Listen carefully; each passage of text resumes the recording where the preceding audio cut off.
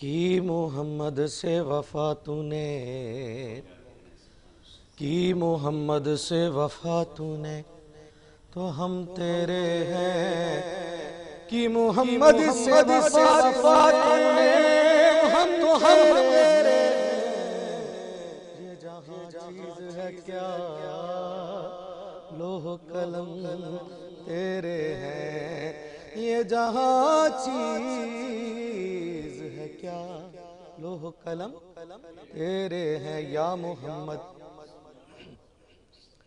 یا محمد آپ کے جلووں میں وہ رانائی ہے۔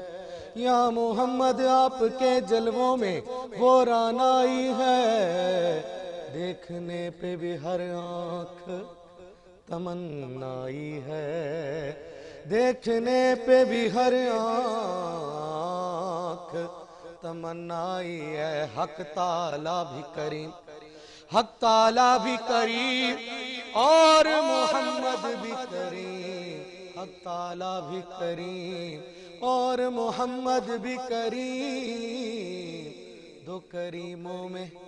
دو کریموں میں گناہگار کی بنائی ہے۔ دو کریموں میں گناہگار کی بن آئی ہے۔ خود خدائے پاک ہے، خود خدائے پاک ہے، ثنا خوان پنجتن۔ خود خدائے پاک ہے، ثنا خوان پنجتن۔ آجا ذرا تو دیکھ لے شان پنجتن۔ آجا ذرا تو دیکھ لے شان پنجتن۔ آجا پتے کی بات بتاؤں بغور سن، آجا پتے کی بات بتاؤں بغور سن۔ مشکل پڑے تو تھام لے دامانے پنجتن۔ مشکل پڑے تو تھام لے دامانے پنجتن۔ کی محمد سے وفا تو نے، تو ہم تیرے ہیں۔ یہ جہاں چیز ہے کیا، لوح قلم تیرے ہیں۔ ایک میں ہی نہیں ان پر قربان زمانہ ہے۔ ایک میں ہی نہیں ان پر قربان زمانہ ہے۔ جو رب دو عالم کا محبوب یگانہ ہے۔ جو رب دو عالم کا محبوب یگانہ ہے۔ کل پل سے ہمیں جس نے، کل پل سے ہمیں جس نے خود پار لگانا ہے۔ زہرا کا وہ بابا ہے، حسنین کا نانا ہے۔ زہرا کا وہ بابا ہے، حسنین کا نانا ہے۔ آؤ در زہرا پر، آؤ در زہرا پر پھیلائے ہوئے دادا۔ آؤ در زہرا پر پھیلائے ہوئے دادا۔ کیوں کہ یہ نسل کریموں کی لجپال گھرانہ ہے۔ یہ نسل کریموں کی لجپال گھرانہ ہے۔ عزت سے نہ مر جائیں یوں نام محمد پر، عزت سے نہ مر جائیں یوں نام محمد پر۔ ویسے بھی ہمیں ایک دن دنیا سے تو جانا ہے، ویسے بھی ہمیں ایک دن دنیا سے تو جانا ہے. 100 بار اگر توبہ، 100 بار یعنی پتہ نہیں کتنی بار، 100 بار اگر توبہ، 100 بار اگر توبہ ٹوٹی بھی تو حیرت کیا، 100 بار اگر توبہ ٹوٹی تو حیرت کیا. بخشش کی روایت میں توبہ تو بہانہ ہے، بخشش کی روایت میں توبہ تو بہانہ ہے. اور پر نور سی راہیں ہیں، پر نور سی راہیں ہیں، گنبد پہ نگاہیں ہیں، پر نور سی راہیں ہیں، گنبد پہ نگاہیں ہیں. جلوے بھی انوکھے ہیں، منظر بھی سہانا ہے، جلوے بھی انوکھے ہیں، منظر بھی سہانا ہے. اور محروم کرم اس کو رکھیے، محروم کرم اس کو رکھیے، اثر محشر جیسا ہے سبحان اللہ. نصیر آخر سائل تو پرانا ہے، جیسا ہے نصیر آخر سائل تو پرانا ہے. ایک میں ہی نہیں ان پر قربان زمانہ ہے. سبحان اللہ، سبحان اللہ، سبحان اللہ. جزاک اللہ جناب حکیم فیض سلطان صاحب. بڑا خوبصورت انداز اور بڑی خوبصورت آواز. آج کے پروگرام کا باقاعدہ آغاز ہوا. جناب حکیم فیض سلطان صاحب یہ خوبصورت کلام آپ نے پیش کیا. جمعہ کا آج دن ہے، پروگرام گڈ مارننگ کراچی ہے، اور کوشش یہ ہوتی ہے جمعہ کے دن کے حوالے سے پروگرام میں گفتگو کی جائے. بہت سارے آپ کے پیغامات موصول ہو رہے ہیں، خاص طور پہ جو ہم معاملات پروگرام میں زیر بحث لاتے ہیں جن میں سر فہرست مہنگائی کے حوالے سے بات ہوتی ہے. رات بھر سے سلسلہ جاری ہے، خاص طور پہ اس وقت جو جاری صورتحال ہے جس کے اوپر گزشتہ روز تفصیلاً پروگرام میں گفتگو کی. اور بار بار یہ دہراتا ہوں کہ کوشش ہمیشہ یہ ہوتی ہے کہ جو لوگ دیکھنا چاہتے ہیں ایسے موضوعات کے اوپر زیادہ سے زیادہ بات کی جائے. ایک بڑا مشکل اس وقت آپ سمجھ لیں کہ اس وقت صورتحال ہے سب کے لیے، کیونکہ یہ جو مہنگائی ہے ایک عام آدمی کے لیے اب گزارا کرنا انتہائی مشکل ہو چکا ہے، اور اس کے اوپر خاصی تنقید کا نشانہ جو ہے وہ اس وقت حکمران جماعت کو بنایا جا رہا ہے. بہرحال یہ وہ معاملات ہیں جس کے حوالے سے لوگ چاہتے ہیں کہ پروگرام میں گفتگو کی جائے، لیکن جیسے خادم نے عرض کی کہ جمعے کے روز کوشش یہ ہوتی ہے کہ آج کے دن کی مناسبت سے ذرا بات کر لی جائے، اور کچھ معاشرتی اور معاشی مسائل سے ہٹ کے جو دینی معاملات ہیں وہ بھی زیر بحث لائے جائیں.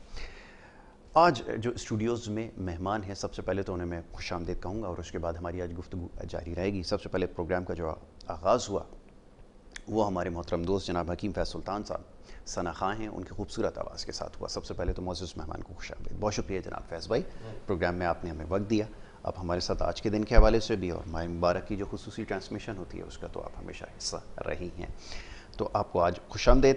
دوسرے ہمارے بڑے خاص مہمان، اور ہماری بڑی خوش قسمتی ہے کہ ہمارے ساتھ ایسے لوگوں کا ساتھ ہے جن سے بہت کچھ ہمیں سیکھنے کا موقع ملتا ہے. خاص طور پہ ان پروگرامز کے ذریعے کوشش کرتے ہیں کہ لوگوں تک آگہی پہنچائی جائے، اور جو ہمارے معاملات جن کو سمجھنے کی ضرورت ہے ان سے رہنمائی حاصل کی جائے. بات کر رہا ہوں جناب علامہ عبدالخالق قادری صاحب کی، جو معزز مہمان ہیں ہمارے.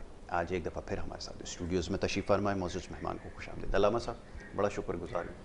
آپ قیمتی وقت میں سے وقت نکال کے یہاں ہمارے ساتھ پروگرام میں شریک ہوتے ہیں. یہ آپ کی محبت ہے یاسر علمی بھائی. کمی کو آپ دور کرتے ہیں. رات کو جیسے پتہ چلا نا کہ کل پروگرام میں تو یاسر بھائی ذہن میں آ گیا. اللہ آپ کو خوش رکھے. سلامت رکھے آپ کو. آپ کا انداز بہت پیارا ہے بولنے کا. محبت ہے آپ کی. یقیناً سب کچھ آپ سے سیکھ کے ہی یہاں پر جو ہے وہ کوشش کرتا ہوں کہ وہ سامنے رکھا جائے. علامہ صاحب بہت سارے معاملات ہیں, ہم بڑے تفصیلاً گفتگو کر چکے ہیں ماضی میں مختلف حوالوں سے, روزے کے مسائل کے حوالے سے, نماز کے مسائل کے حوالے سے, زکوٰۃ کے حوالے سے اور دیگر بہت سارے معاملات کے حوالے سے. دنیاوی مسائل کی گفتگو کی جاتی ہے. بہت سارے مسائل ایسے ہیں دیکھنے والے چاہتے ہیں کہ اس حوالے سے بات کی جائے. آج کا موضوع جو آپ نے منتخب کیا ہے بڑا خاص موضوع ہے. میں چاہوں گا اس کی طرف ذرا لوگوں کی توجہ دلوائی جائے. اولاد کی تربیت. آج کل ہر جگہ یہ بحث چلنے کے لیے ہے کہ اولاد کی تربیت جو ہے وہ کیسے کی جائے. زمانہ جیسے جیسے تبدیل ہوتا ہے اس طرح آپ کو پتہ ہے کہ لوگوں کے مزاج میں بھی تبدیلی آتی ہے, کچھ نئی چیزیں آتی ہیں سامنے. اپنا دور ہر ایک اپنے ساتھ ایک تحفہ آپ سمجھ لے کر آتا ہے. ٹیکنالوجی کا آج کل دور ہے. بچوں کی تربیت میں جو سب سے چیز اس وقت غالب ہے وہ ٹیکنالوجی ہے, موبائل فونز کا استعمال ہے. یہ ایک بحث گزشتہ روز جو ہے وہ چلنے کے لیے میں سوچا کیوں نہ اس موقع سے فائدہ اٹھاتے ہوئے ذرا لوگوں کو اس بارے میں آگاہ کیا جائے کہ قرآن مجید فرقان حمید کیا ہمیں ہدایت دے رہا ہے اولاد کی تربیت کے حوالے سے. میں چاہوں گا اس کے اوپر تھوڑی سی گفتگو آج کی جائے, پھر اس سے جڑے اور جو دیگر مسائل ہیں اس کے بارے میں آپ سے بات کروں گا. لیکن سب سے پہلے یہ بات جاننا چاہوں گا کہ احکام الہی اس حوالے سے کیا ہیں کہ اپنی اولاد کی تربیت کس طرح کی جائے. جی. نحمدہ ونصلی ونسلم علی رسولہ الکریم, اما بعد فاعوذ باللہ من الشیطان الرجیم, بسم اللہ الرحمن الرحیم. سب سے پہلے تو میں کہ 21 چینل کی ساری ٹیم کا اور یاسر بھائی آپ کا مشکور ہوں, اور سید احمد شاہ صاحب جو ہمارے کوارڈینیٹر ہیں اس پروگرام کے, ان کا شکریہ ادا کرتا ہوں جنہوں نے مجھے ایک بار پھر یہاں آ کر نیکیاں کمانے کے سعادت جو ہے وہ عطا فرمائی. اللہ پاک شرف قبولیت عطا فرمائے. بہترین موضوع ہے تربیت اولاد کے حوالے سے کہ اللہ تبارک و تعالی جل جلالہ نے قرآن پاک میں سورہ تحریم آیت نمبر 6 رب پاک نے ارشاد فرمایا کہ یا ایھا الذین آمنوا قوا انفسکم واہلیکم نارا وقودھا الناس والحجارہ. تو اللہ تبارک و تعالی نے ارشاد فرمایا کہ اے ایمان والو, یہاں ان سے اللہ پاک خطاب فرما رہا ہے جو ایمان لے آئے.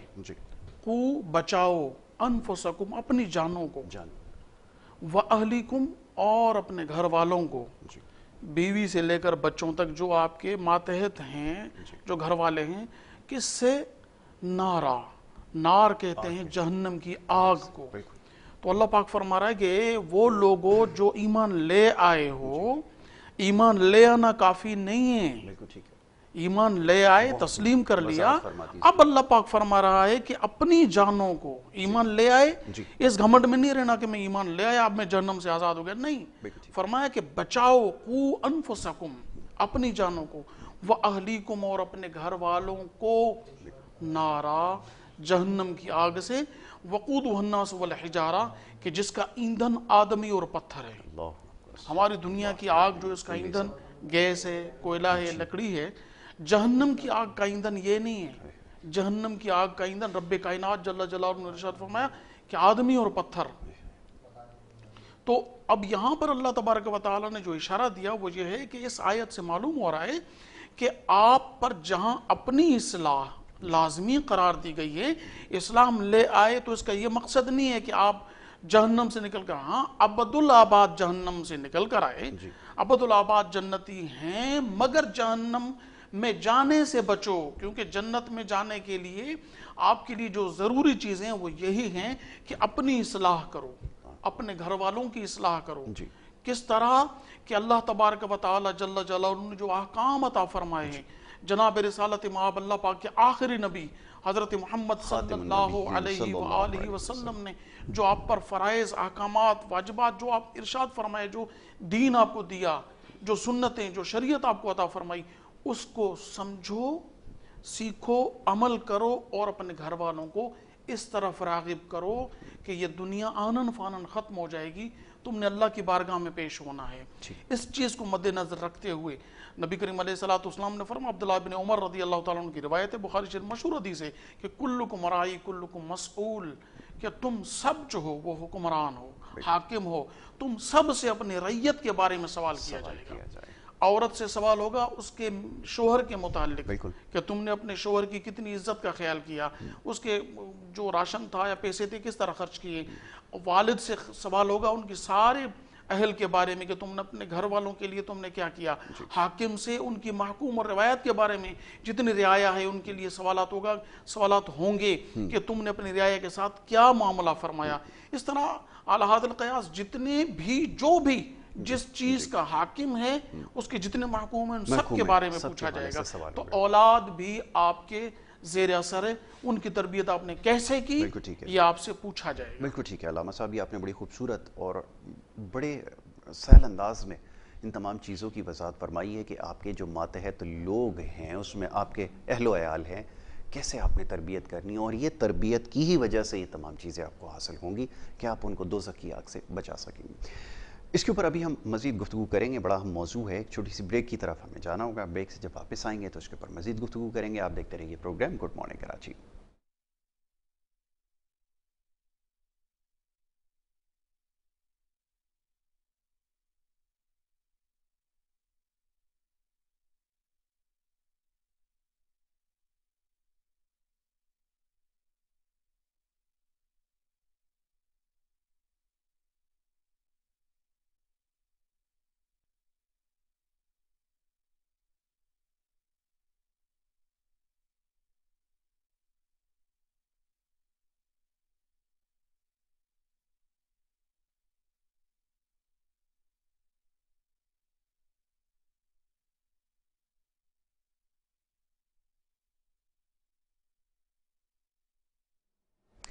پروگرام میں آپ کو ایک دفعہ پھر خوش آمدید کہیں گے. بریک پہ جانے سے پہلے گفتگو جاری تھی، بات ہو رہی تھی آج کے موضوع کے حوالے سے جو اولاد کی تربیت کے حوالے سے ہم نے رکھا ہے، اور اس کے اوپر علامہ عبدالخالق قادری صاحب بڑی خوبصورت گفتگو کر رہے تھے. علامہ صاحب کی طرف واپس جاؤں گا. علامہ صاحب، بریک پہ جانے سے پہلے آپ نے نشاندہی کی کہ قرآن مجید فرقان حمید آپ کو کس طرف لے کر آ رہا ہے، آپ کو اور آپ کے اہل عیال کو، کہ تربیت اس میں اس طرح ہونی چاہیے کہ دوزخ کی آگ سے محفوظ رکھا جا سکے. اب ہماری بحیثیت مسلمان ایک بڑی خوش قسمتی ہے کہ ہم نبی کریم صلی اللہ علیہ وسلم خاتم النبیین صلی اللہ علیہ وآلہ وسلم کے امتی ہیں، اور ہمارے پاس زندگی گزارنے کے لیے اسوہ حسنہ سیرت نبوی صلی اللہ علیہ وآلہ وسلم سے خوبصورت کوئی چیز اور ہے نہیں. اولاد کی تربیت کے حوالے سے میں چاہوں گا یہ بات بار بار دہرائی جائے. یہ بات بار بار اس لیے اس کا ذکر ضروری ہے کہ لوگوں کو یہ بات سمجھ میں آئے کہ پیارے آقا کس طرح اولاد کی تربیت آپ نے فرمائی، اور وہ اولادیں پھر عظیم و شان جن کی مثال ہے تا قیامت تک کے لیے جو ہے وہ محفوظ کر لی گئی. کیسے ان اولادوں کی تربیت ہوئی ہے یہ چاہوں گا اس کے اوپر ذرا گفتگو. یاسر بھائی، آپ نے دل کی تاریں جو نا وہ چھیڑ دی ہیں کہ نبی کریم علیہ السلام نے کیسے تربیت فرمائی اولاد کی. تو سب سے پہلے دو شخصیات مشہور، عالم اسلام کی مشہور ترین دو شخصیات کا ذکر کرنا چاہوں گا کہ نبی کریم علیہ السلام کی تربیت میں ایک تو مولا کائنات سیدنا علی المرتضیٰ کرم اللہ وجہ الکریم رہے کہ ان کے والد صاحب غریب تھے. نبی کریم علیہ السلام اللہ کے آخری نبی حضرت محمد صلی اللہ علیہ وآلہ وسلم کی بچپنے میں والدین کے رحلت ہونے کے بعد ان کی تربیت جو ان کی خدمت کا شرف ابو طالب کو نصیب ہوا.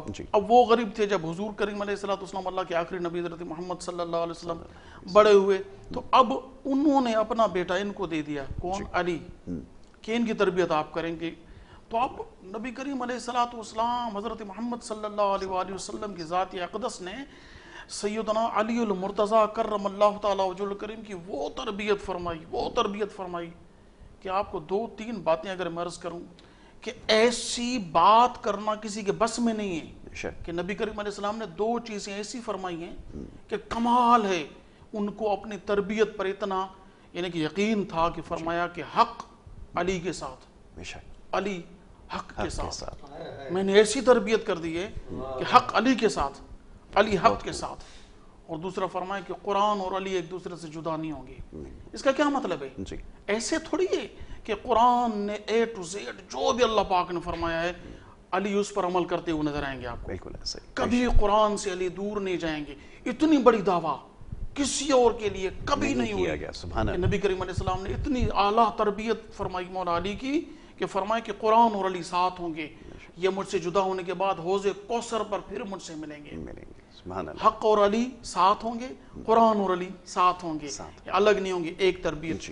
دوسری تربیت اللہ پاک کے آخری نبی حضرت محمد مصطفیٰ جناب احمد مجتبیٰ صلی اللہ علیہ وسلم نے اپنی بیٹی سیدہ کائنات، اللہ اکبر، ان کا ذکر کرو تو بھی دل خوش ہو جاتا ہے، سیدہ فاطمہ الزہرا رضی اللہ تعالیٰ عنہ کی تربیت ایسی فرمائی کہ آپ جب وقت وصال آ رہا ہے تو کیا فرمایا کہ میرا جو جنازہ اٹھے نا رات کے وقت اٹھانا، رات کے وقت، کیوں کہ میرے جنازے پر، میرے کفن پر، حالانکہ کفن پر نظر لگنا یہ عیب نہیں ہے، گناہ نہیں ہے، نہیں، فرمایا کہ میرے کفن پر بھی کسی کی نظر نہ پڑے، اندھیرے میں اٹھانا۔ پھر جو ہے کھجور کی چھال کی مطلب وہ بنائی، ڈولی بنوائی، حضور کریم علیہ الصلوۃ والسلام کی وصال کے بعد کبھی نہیں مسکرائی تھی، ایک بار مسکرائی اس ڈولی کو دیکھ کر کہ اس میں میرا جنازہ اٹھے گا، کہ میرے جنازے پر بھی غیر مرد کی نظر نہ پڑے، ایسی تربیت۔ اب پوری کائنات میں جتنی مسلم عورتیں ہیں، مسلمان ماننے والے، اس کے 21 چینل کے ذریعے میں اس کی وساطت سے عرض کروں گا، میری تمام جتنی مائیں بہنیں سن رہی دیکھ رہی ہیں، آپ سب کی یہ ڈیمانڈ ہوتی ہے کہ ہم کنیز فاطمہ بن کر جئیں، کنیز فاطمہ بن کر مریں، کنیز فاطمہ بن کر قیامت کے دن اٹھیں۔ یہ تو ہے، کیا کبھی سیدہ فاطمہ الزہرا رضی اللہ تعالیٰ عنہ کی سیرت طیبہ پڑھنے کی زحمت فرمائی ہے کہ ان کی تربیت اللہ پاک کے آخری نبی نے کیسی فرمائی کہ ان کا دامن، ان کا کفن تک غیر کی نظر سے محفوظ رہے، اور تم بازاروں میں، جھمیلوں میں اور پتہ نہیں کہاں کہاں گھومتی پھرتی ہو، پھر کہتی ہو کہ ہم پیچھے ہیں۔ یہ کیا ہے؟ آپ نے اپنے اسلاف کی زندگی کو پڑھنا چھوڑ دیا۔ بالکل ایسا کہ نبی کریم علیہ الصلوۃ والسلام نے ایسی اعلیٰ تربیت فرمائی کہ آپ فرماتی ہیں کہ جب نبی کریم علیہ السلام میرے گھر آتے میں کھڑی ہو جاتی، ان کا ہاتھ لے کر چومتی، وہ سلام فرماتے، اور جب میں گھر جاتی تو میرے آقا، میرے بابا جان میرے لیے اٹھ کر کھڑے ہوتے، بیٹی کے لیے۔ ایسے عالم میں جب کہ بچی کا پیدا ہونا گالی سمجھی جاتی تھی، صحیح، بالکل، اٹھ جاتے، اپنی چادر بچھاتے، سیدہ فاطمہ کو سلام کرتے، ہاتھ لے کر اپنی بیٹی کا ہاتھ چومتے تھے نبی کریم علیہ السلام۔ ایسی اعلیٰ تربیت۔ آپ جناب کے علاوہ گفتگو نہیں ہوتی تھی۔ اب نبی کریم علیہ السلام نے تو یہ درس دیا۔ اب نبی کریم علیہ السلام کے چاہنے والے، ماننے والے، گالی گلوچ، تو تڑاک، بغض، کینہ، حسد، نہ علم کی طرف بھاگ رہے ہیں، نہ صرف اور صرف دنیا دنیا دنیا۔ کوئی بات سمجھ میں نہیں آ رہی کہ ہم کہاں ہیں، بالکل کس جگہ پہ جا رہے ہیں، اور ہم نے کرنا کیا ہے سب سے زیادہ ضروری۔ تو نبی کریم علیہ السلام کی وقت نہیں، اگر اس پر کوئی وقت نکالیں کہ نبی کریم علیہ السلام کی سیرت طیبہ کیسی تھی، تو سننے والے، دیکھنے والے تو بعد، ہم بولنے والوں کے بھی رونگٹے کھڑے ہو جائیں گے۔ بالکل ایسا، نبی کریم علیہ السلام نے ایسی تربیت فرمائی۔ سبحان اللہ، آپ نے بہت اچھی اس کی وضاحت فرمائی ہے کہ بڑا ضروری ہے کہ اس چیز کو سمجھا جائے، اور اس گفتگو میں جو سب سے اچھی بات ہے وہ یہ کہ آپ کو خود ان تمام چیزوں کا مطالعہ ضروری ہے۔ بہت ساری چیزیں یقیناً ایسی ہیں جو ابھی تک پوشیدہ آپ سے ہیں، وہ اس وجہ سے کیونکہ آپ نے ابھی تک ان تمام چیزوں کو حاصل کرنے کی ابھی تک شاید وہ لگن نہیں تھی۔ اس کو یقیناً اگر پڑھنے کی کوشش کی جائے تو بہت ساری چیزیں ہمارے لیے آسان ہو جائیں گی، خاص طور پہ جو موضوع ہے اولاد کی تربیت کے حوالے سے، تو یہ چیز بھی ہمارے سامنے ضرور آئے گی۔ نبی کریم صلی اللہ علیہ وسلم کے ساتھ آپ کے جو صحابہ ہیں رضوان اللہ اجمعین، مثالیں آپ کے سامنے جا بجا موجود ہیں، میں چاہوں گا اس حوالے سے بھی تھوڑی سی گفتگو کی جائے کہ آپ نے کس طرح طبقات کبریٰ میں ایک روایت موجود ہے، حدیث مبارکہ ہے کہ ایک صحابی ہیں بہت غریب ہیں، حضرت ابو دجانہ رضی اللہ تعالیٰ عنہ۔ ان کی کوشش ہوا کرتی تھی کہ میں نماز فجر اپنے آقا و مولا مکی مدنی مصطفیٰ اللہ کے آخری نبی حضرت محمد صلی اللہ علیہ وسلم کے پیچھے ادا کروں، مگر وہ نبی کریم علیہ السلام کی نماز ختم ہونے یا دعا سے پہلے ہی جلدی گھر چلے جاتے ہیں۔ تو نبی کریم علیہ السلام نے ان کا یہ عمل نوٹ کر لیا۔ ایک بار اللہ پاک کے آخری نبی حضرت محمد صلی اللہ علیہ وآلہ وسلم نے جیسے ہی ابو دجانہ جانے لگے تو ان کو آواز دی، روکا، ابو دجانہ لبیک یا سیدی فداک امی و ابی، میں نے ماں باپ آپ کا قربان۔ ارشاد فرمایا کہ کیا تجھے حاجت نہیں اللہ تعالیٰ سے کچھ مانگنے کی کہ تو کچھ دیر رک جائے، ہماری نماز ختم ہونے کا انتظار کرے اور اللہ سے مانگنے کے لیے بیٹھے؟ تو عرض کی کہ حضور میں مجبور ہوں۔ مجبوری کیا ہے کہ میں نہیں چاہتا کہ میں قیامت کے دن چور لکھا جاؤں، چور بن کر اٹھا جاؤں اور میرے بچے چور لکھے جائیں۔ ماجرا یہ ہے کہ میرے گھر کی دیوار کے ساتھ یہودی کا گھر ہے، جی اس کے گھر میں کھجور کا درخت ہے، جی وہ رات کے وقت ہوا جب چلتی ہے تو اس کی کھجوریں میرے گھر میں گر جاتی ہیں۔ گر جاتی ہیں۔ اب میں روشنی ہونے سے پہلے گھر اس لیے بھاگ کر جاتا ہوں تاکہ وہ ساری کھجوریں جمع کر اکٹھی کر کے جمع کر کے یہودی کو دے دوں، بالکل ایسا ہی تاکہ میرے بچے بھوک کی وجہ سے، کیونکہ میں غریب ہوں، جی اکثر اوقات میرے بچے بھوک میں سو جاتے ہیں، تو ایک بھی دانہ یہ اگر کھا اللہ لیں گے اللہ تو میں قیامت کے دن چور بن کر اٹھوں گا، میرے بچے چور ہوں گے، تو میں یہ نہیں چاہتا، اس لیے میں جلدی جلدی جاتا ہوں تاکہ ساری سمیٹ کر ان کو دے دوں، پھر جو ہے وہ بچے اگر اٹھیں گے بھی۔ ایک بار حضرت ابو دجانہ عرض کرتے ہیں کہ یا رسول اللہ صلی اللہ علیہ وسلم، میرے بیٹے نے میرے دیر جانے کی وجہ سے ایک کھجور اپنے منہ میں رکھ لی، ابھی چبا ہی رہا تھا جی کہ میں نے اس کے منہ سے نکال لی، تو وہ رونے لگا بھوک کی وجہ سے، شدید بھوک، اور رونے لگا، تو میں نے فرمایا کہ بیٹا تو آج تکلیف میں گزار لے گا، کوئی مسئلہ نہیں ہے، جی مگر قیامت کے دن مجھے یہ ہرگز پسند نہیں ہے کہ اللہ تبارک و تعالیٰ کی بارگاہ میں چور بن کر اٹھوں اور تم چور بن کے اٹھو، یہ کھجوریں یہودی کی ہیں۔ جی تو یہ ساری باتیں نبی کریم علیہ السلام سن رہے ہیں اور صحابہ بھی سن رہے ہیں کہ یار کیسا قسم پرسی کا عالم ہے، کیسی غربت ہے۔ حضرت ابوبکر صدیق رضی اللہ تعالی عنہ یہ گئے اس یہودی کے پاس، اس یہودی کے پاس گئے اور کہا کہ جو تمہارے گھر میں یہ کھجور کا درخت ہے جی اس کی قیمت لگاؤ۔ انہوں نے قیمت لگائی، وہ قیمت ادا کر دی اور کہا کہ یہ ابو دجانہ کے گھر کے لیے۔ بالکل ٹھیک۔ ابو دجانہ کو پیغام بھیج دیا کہ ابو دجانہ اب یہ کھجور تمہاری ہے، فجر میں جلدی مت جایا کرو، اپنے بچوں کو یہ کھجور کھلاؤ۔ سبحان اللہ۔ یار یہ عالم تھا صحابہ کرام کی تربیت سبحان کا اللہ۔ کہ اپنے بیٹے کو ایک، اب دیکھیں وہ گری ہوئی چیز جو ہے وہ لقطے کے حکم میں ہوتی ہے، بالکل ایسا ہی۔ تو مطلب پھر بھی یہ ان کی تربیت تھی کہ میرے بیٹے، میرے بچی، میرے بچے کے منہ میں ایک کھجور کا دانہ بھی وہ نہ جائے، جو کہ اگرچہ گری پڑی چیز ہے، جی جی جان بوجھ کر چوری نہیں کی، بالکل ایسا ہی۔ اور شدید بھوک بھی ہے، حاجت بھی ہے، جی پھر بھی نہیں۔ یہ تھی تربیت صحابہ سبحان کرام اللہ، کی، اپنے سبحان اللہ۔ بچوں کو ایک لقمہ کیا، ایک کھجور تک ان کو حرام کی نہیں کھلاتے تھے۔ آج کیا عالم ہے؟ ہے آج ہماری حالت یہ ہے کہ بدقسمتی سے بدقسمتی ہے، ذہن یہی یقیناً۔ بنا ہوا ہے، جہاں سے بھی آئے، جیسا بھی آئے، حرام ہو حلال ہو شبہ کا مال ہو، آنا چاہیے، سارے بچوں کو کھلاؤ۔ اور یاد رکھنا جی یاسر بھائی، آپ کے توسط اور K21 چینل کے توسط سے میں ایک خاص چیز عرض کرنے چلا ہوں تمام سامعین و ناظرین کو، جی کہ ایک روایت کے مطابق ایک لقمہ جس نے حرام کا کھایا، جی ایک لقمہ جس نے حرام کا پیٹ میں ڈالا، 40 دن تک اس کی کوئی عبادت، کوئی دعا قبول نہیں ہوئی، استغفر اللہ ربی من کل ذنب۔ ساری زندگی ضائع ہو گئی۔ تم چاہتے ہو کہ ہم امیر بن جائیں، کبیر بن جائیں، بڑا نام ہو، حرام کے پیسے سے ایک بھی نیکی نہیں ہوگی۔ تم جیسا مفلس، تم جیسا غریب قیامت کے دن کوئی نہیں ہوگا جس کے پاس ایک بھی نیکی نہیں بچو گی۔ کیوں؟ 40 دن تک کوئی نماز قبول نہیں۔ بڑے سجدے کرتے ہیں سیٹ صاحب، جی بڑے جو ہے وہ زکاتیں دیتے ہیں، نمازیں ادا کرتے ہیں، خدا کی قسم کچھ بھی قبول نہیں ہے اگر ایک لقمہ پیٹ میں حرام کا ہے۔ حرام کا چلا ہے۔ پہلے اپنا کھانا حلال کرو، استغفر پھر اللہ دعائیں بھی ربی۔ قبول ہوں گی، عبادتیں بھی قبول ہوں بالکل گی، ٹھیک ہے۔ ورنہ نہیں ہوگا۔ علامہ صاحب اب یہ فرمائیے کہ یہ تو بڑی اہم چیز ہے، اب فی زمانہ جو صورتحال ہمارے سامنے ہے اس میں آپ نے خود ہی اس کی وضاحت فرما دی کہ حلال اور حرام کی تمیز تو ہم نے ختم کر دی ہے۔ اب یہ بات کیسے سمجھائی جائے کہ اگر اولاد کو حرام کا لقمہ کھلا دیا جائے تو یہ جو کچھ ہو رہا ہے، پھر جو سوسائٹی میں جس طرح کے کیسز ہمارے سامنے آ رہے ہیں کہ بچے نفسیاتی مریض ہیں، آپس میں لڑائی ہو جائے، کسی کا سر کاٹ دیں، یہ کر دیں، تو پھر تو نتیجہ یہی نکل رہا ہے۔ کیوں بات سمجھ میں نہیں آ رہی؟ کیسے پھر مسئلہ حل ہو؟ مسئلہ گڑبڑ کہاں ہو رہی ہے، خرابی کہاں ہو رہی ہے؟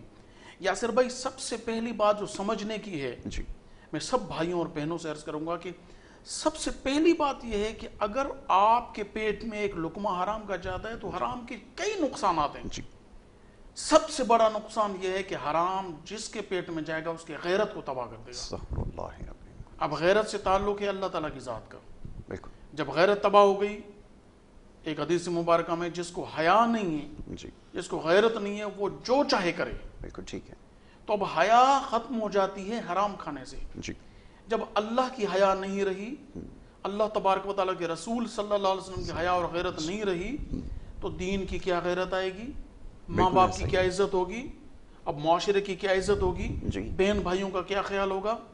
جب آپ کے اندر سب سے بڑی مولا کائنات سیدنا علی المرتضیٰ کرم اللہ وجہہ الکریم سے پوچھا گیا کہ اگر آدمی کی قدر و قیمت کرنی ہو, یعنی جانور بیچنا ہوتا ہے تو اس کو فربا ہو, تگڑا ہو, یہ ساری چیزیں شرائط ہیں ہو اس کی, تو بالکل اس میں ٹھیک ہے, کوئی ڈیزائن اچھی ہو وغیرہ وغیرہ. انسان کی قدر و قیمت کی کیا ہے کہ اس کو کیسے جانچا جائے کہ اس کی قیمت کتنی ہے. فرمایا کہ انسان کے اندر احساس ہے, ذمہ داری. سبحان اللہ. احساس جس کے اندر جتنا زیادہ ہے اس کی اتنی قدر ہے, رنگ کیسا ہو, قد کیسا ہو, نسل کیسی ہو, احساس ہونا چاہیے اللہ کی ذات کا, اس کے رسول صلی اللہ علیہ وسلم کا, دین کا اور معاشرے کا, اپنے رشتوں کا احساس. اگر کسی میں مر گیا, بڑی چیز ہے احساس, مر گیا احساس, اور وہ مرتا ہے حرام کھانے سے.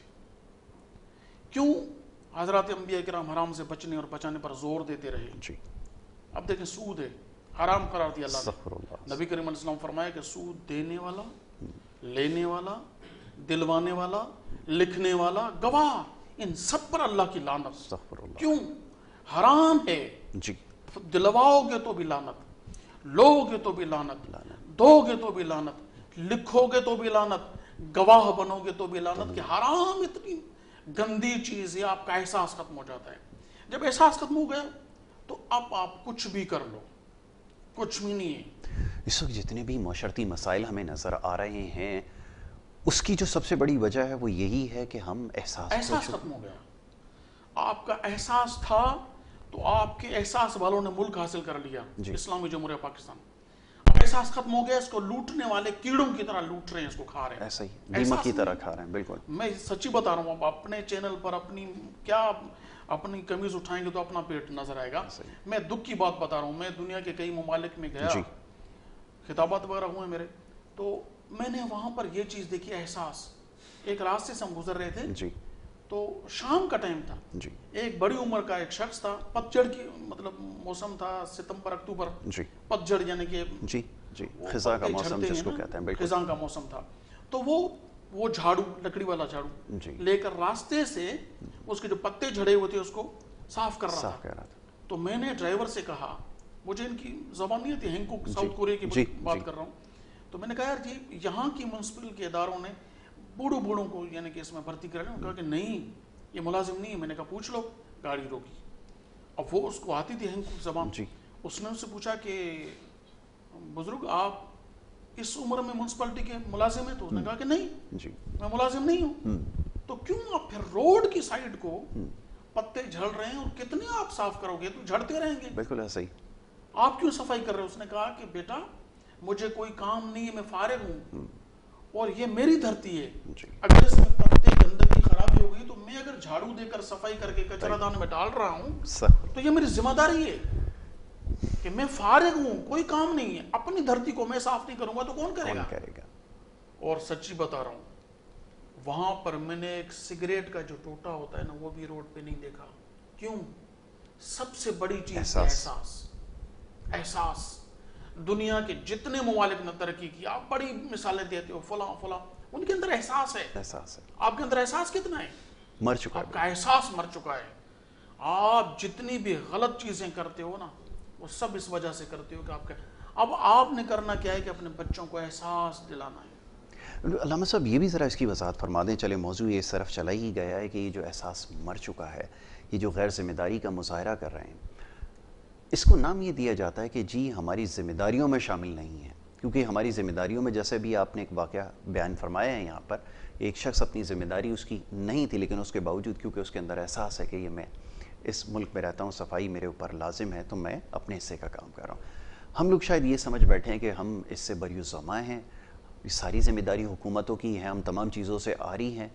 یہ سوچنا کس حد تک صحیح ہے؟ یہ تو ذرا فرمائیے کہ ساری کی ساری ذمہ داری اگر ان پر ڈال دیں تو پھر ایسے ہی حکمراں آپ کو نصیب ہوں گے جو چینی روز قیمتیں بڑھائے جا رہے ہیں اور وہ کہہ رہے ہیں کہ جی ٹھیک ہے جس نے گزارا کرنا ہے کر لیں, نہ کرے نہ کرے. تو یہ تو پھر اسی طرح کے حکمراں مسلط کیے جائیں گے جن کے بارے میں بتایا جاتا کہ سب سے بھیانک شکل یہی ہے, جن کے بارے میں تنبیہ کی جا رہی تھی کہ اگر تم اپنے اعمال کو درست نہیں کرو گے تو ایسے لوگ تمہارے اوپر مسلط کیے جائیں گے. میرے خیال میں تو بڑی واضح مثال ان کے سامنے ہے. دیکھیں یاسر بھائی, یہ سب سے بڑی چیز یہ ہے کہ آپ کہہ رہے ہو کہ یہ فلاں کی ذمہ داری ہے, یہ حکمران کی ذمہ داری ہے, او بھائی آپ کے گھر کے دروازے پر جو کچرا ہے یہ حکمران کی ذمہ داری ہے؟ بتائیے. آپ کی گلی میں جو آپ گند پھینک رہے ہو یہ حکمران کی ذمہ داری ہے؟ یار دیکھیں، ایک گھر کا سربراہ کما رہا ہے آپ کا. جی میں چھوٹی سی مثال آپ کے گھر پر دوں. جی. یہ پاکستان ہمارا ملک بھی ہمارا گھر ہے. گھر ہے. ٹھیک ہے، آپ جسٹ لائک ہاؤس اپنے گھر کی بات کر لیں. ایک بندہ آپ کا کمانے والا ہے، جی. فار ایگزامپل آپ کا باپ وہ کما رہا ہے، تو آپ اس کے کمائے ہوئے پیسوں سے جو رقم لیں گے جی اگر اس کو اعتدال پر لے کر خرچ کریں گے تو پورا مہینہ آسانی سے گزرے گا. ایسا ہی ہے. آپ چیزیں توڑتے جائیں نقصانات کرتے جائیں، ایک بندے کی تنخواہ کہاں پوری ہوگی؟ آپ بولو گے یہ تو باپ کی ذمہ داری ہے، گلاس ٹوٹ گیا اس کو دوسرا لے کر دینا ہے. ہم نے فریج توڑ دیا، فریج بھائی کہاں سے لائے گا وہ آپ کا باپ اتنے پیسے؟ بالکل ٹھیک. ذمہ داری تو اس کی ہے مگر اتنی نہیں ہے کہ آپ سارے پہ احساس ہو جاؤ، غیر ذمہ دار بن جاؤ، نقصان کرو.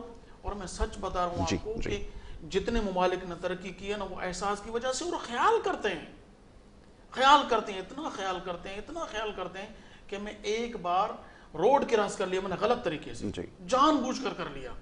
وہ تیز گاڑی آ رہی تھی، مطلب اتنا بھی نہیں کہ میں سمجھوں کہ لگے مجھے، اس نے بریک لگا دی، میں گزر گیا.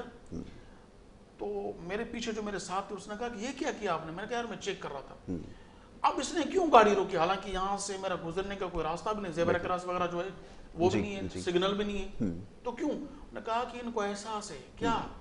بولے اگر آپ راستہ سگنل توڑ رہے ہو، راستے سے گزر رہے ہو، تو ان کو پتا ہے کہ مجبوری میں توڑ رہے ہو آپ. اور بتائیں آپ مجبوری میں توڑ رہے ہو. انہوں نے آپ کے جھوٹے اس کو بھی سچا جان لیا. احساس ہے تو یہ ہے، نہیں احساس تو آپ اللہ پاک کے قرآن پاک کو میں چھوٹی مثال عرض کروں. آپ قرآن گھر میں رکھا ہوا ہے. تمام سامعین ناظرین سے میرا سوال ہے کہ رمضان شریف میں تو غیرت جاگ جاتی ہے قرآن کو تلاوت کرنے کی، پورا سال کہاں چلی جاتی ہے؟ ارے اس پر مٹی چڑھ گئی ہے، قرآن پاک کے خلاف پر مٹی چڑھی ہوئی ہے، دھول چڑھی ہوئی ہے. صاف کرنے کا آپ کے پاس ٹائم نہیں ہے، اور موبائل کو لمحہ بلمحہ دیکھ چیک کرتے رہتے ہیں. ارے یہ میسج پڑھ رہے ہو جو عارضی اس بندے نے جھوٹا بھی میسج، سچا میسج آپ کے پاس پڑا ہوا ہے. آپ پڑھتے نہیں، سنتے نہیں، دیکھتے نہیں. جمعہ نماز میں کب جاتے ہو؟ یار جلدی کرو رکعت نکل جائے گی. یہ آپ قرآن سننے کے حق میں نہیں ہے، پڑھنے کے حق میں نہیں ہے. آپ کے پاس ٹائم نہیں ہے، احساس مر گیا. آپ کے پاس ایسی عظیم شان کتاب پڑی ہوئی ہے، اگر خدا کی قسم مسلمان قرآن پر عمل کریں تو دنیا کی کوئی چیز ان کو آگے بڑھنے سے نہیں روک سکتی. علامہ صاحب یہ گفتگو ایسی ہے کہ دل کرتا ہے کہ اس کے اوپر بات کرتے ہی جائیں اور آپ سے سنتے ہی جائیں. آگے ایک اور بڑا موضوع تھا جس کی طرف میں لے کر آنا چاہتا تھا لیکن وقت کی کمی کیونکہ آڑے آئی ہے. تو انشاءاللہ اگر زندگی نے وفا کی تو اگلے جمعے کو اس موضوع کی طرف ضرور لاؤں گا کہ آپ نے ایک تو احساس کا ایک اتنا اہم موضوع آپ نے آج چھیڑ دیا ہے کہ یقیناً کچھ لوگوں کا تو ضرور یہ احساس جاگا ہوگا کہ وہ اس کو سوچنے پہ مجبور یقیناً ہوں گے اگر ذرا سی بھی انسانیت باقی ہے کہ ہماری ذمہ داری کیا ہے اور ہم اپنی ذمہ داری اگر پوری نہیں کر رہا ہے. اور سب سے بڑی بات جس کی ابھی آپ نے نشاندہی کی ہے کہ اس کے ختم ہو جانے کی وجہ کیا ہے، یہ سب سے زیادہ ضروری ہے. میں بڑا شکر گزار ہوں علامہ صاحب، آپ نے آج ہماری یہاں پر آ کر علمی کمی کو بھی دور کیا، ہماری رہنمائی بھی فرمائی.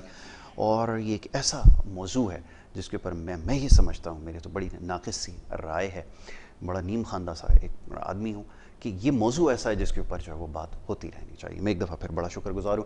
فیض سلطان بھائی آپ کا بھی بڑا شکر گزار ہوں کہ آپ نے ہمارے ساتھ یہاں پر جو ہے وہ شرکت کی ہے. پروگرام کا آغاز آپ کی آواز کے ساتھ ہوا اور یہ بریک پہ جانے سے پہلے کیونکہ سیگمنٹ ہمارا اختتام پذیر ہوگا، ایک گزارش آپ سے کروں گا کہ کلام پیش کیجیے اور اس کے بعد پھر ہم بریک کی طرف جائیں گے. جی جیسا کہ علامہ صاحب نے سیدہ فاطمہ الزہرا سلام اللہ علیہ آپ پر گفتگو کی، آپ کی تربیت جو آقا کریم نے فرمائی، تو بہت کم پڑھا جاتا ہے کہیں بھی سیدہ پاک کی شان میں. تو میں انشاءاللہ کوشش کر رہا ہوں پہلی مرتبہ اس کلام کو چینل پر پڑھنے کی کہ مصطفیٰ کی جاں بتول ہے،